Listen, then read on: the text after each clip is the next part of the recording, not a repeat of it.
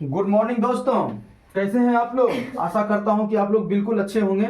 Varnika chapter से chapter 1 दही वाली मगम्मा का स्टोरी हम लोग पहले भी सुन चुके हैं और आप लोग घर पर बैठ कर के स्टोरी थोड़ा पढ़ भी लिया करिए। पढ़ने से ज़्यादा दिमाग में बात अटता है।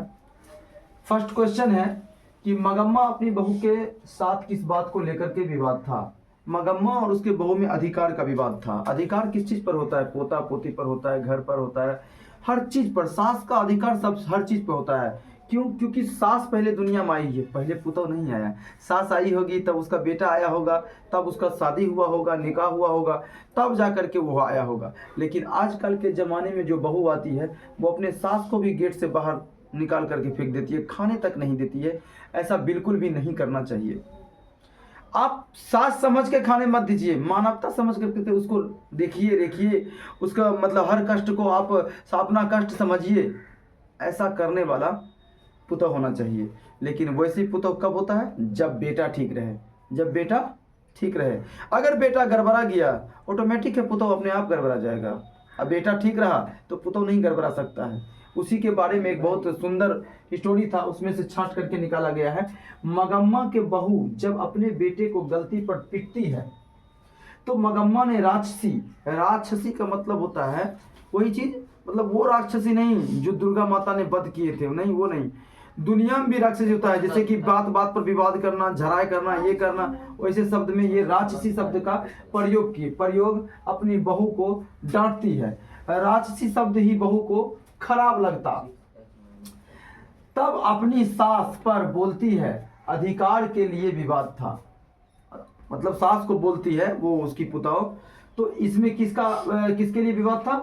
अधिकार के लिए विवाद था। ये अधिकार था। पोता पर अधिकार किसका नहीं होता है। और उसकी क्या कहता है अपने उसके पोते की, यानी उसकी पुतौ बोलती थी दादी के पास मत जाओ, ऐसे वैसे। तो ऐसे नहीं होता है। दादी और पोते और पोती का मोहब्बत आपसे बिल्कुल अलग होता है, ठीक है।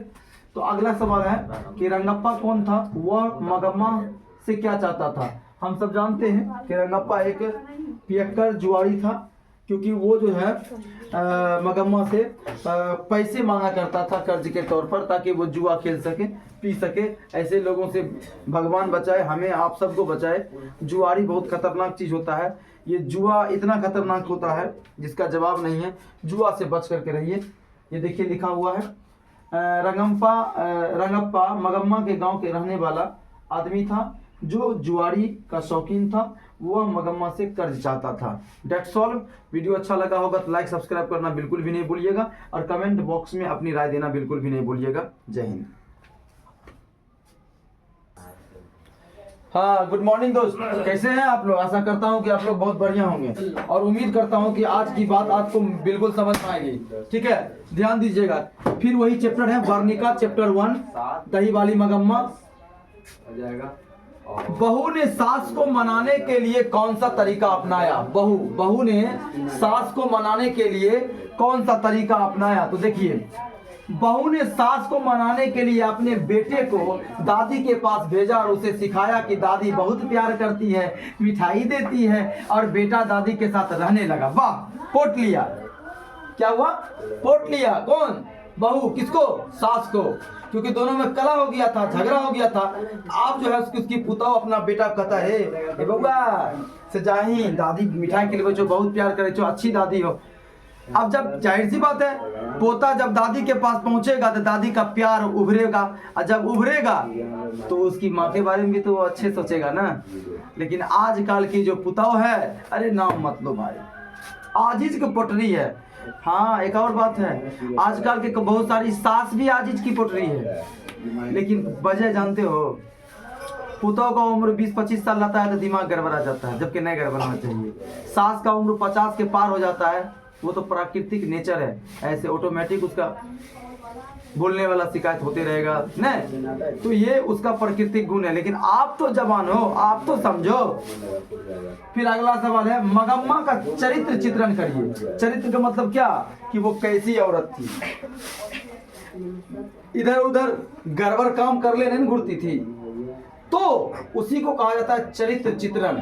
अब देखिए बात समझिए, यहाँ पर क्या लिखता है। मगम्मा चरित्रवान और सहनशील औरत थी। चरित्रवान मतलब उसका चरित्र अच्छा था, वो अपने पति के मृत्यु के बाद अपने घर को जिम्मेदारी के साथ संभाली। वह ईमानदार थी लेकिन तुनक मिजाज थी। तुनक मिजाज का मतलब तुरंत गुस्सा हो जाने वाली थी, तुरंत लड़ झगड़ जाने वाली थी। बात को समझ में आया? मन की बातें दूसरों को बता देने वाली थी। अपने बच्चे और पोते पोती को काफी प्यार करती थी।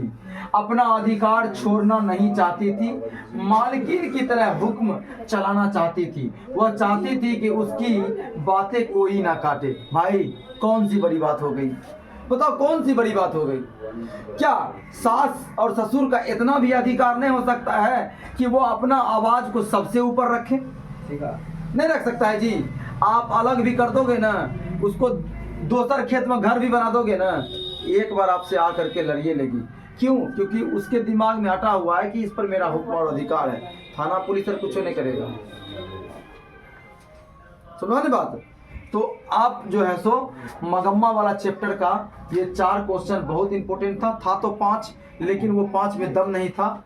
लेकिन ये 4 जो था, इससे पहले 2 और ये 2 इंपॉर्टेंट है। इसको आप नोट कर लीजिए। और बाबू वीडियो लगा होगा तो अच्छा लगा होगा तो लाइक सब्सक्राइब बिल्कुल करना ना भूलिए। और कमेंट बॉक्स में अपनी राय दीजिए, क्योंकि बहुत ईमानदारी और श्रद्धापूर्वक आपके सामने रिप्रेजेंटेट किया जाता है, शब्द को अच्छे से समझाने का प्रयास किया जाता है। तो आप अपनी राय रखेंगे तो हमें ज़्यादा अच्छा लगेगा। Thank you.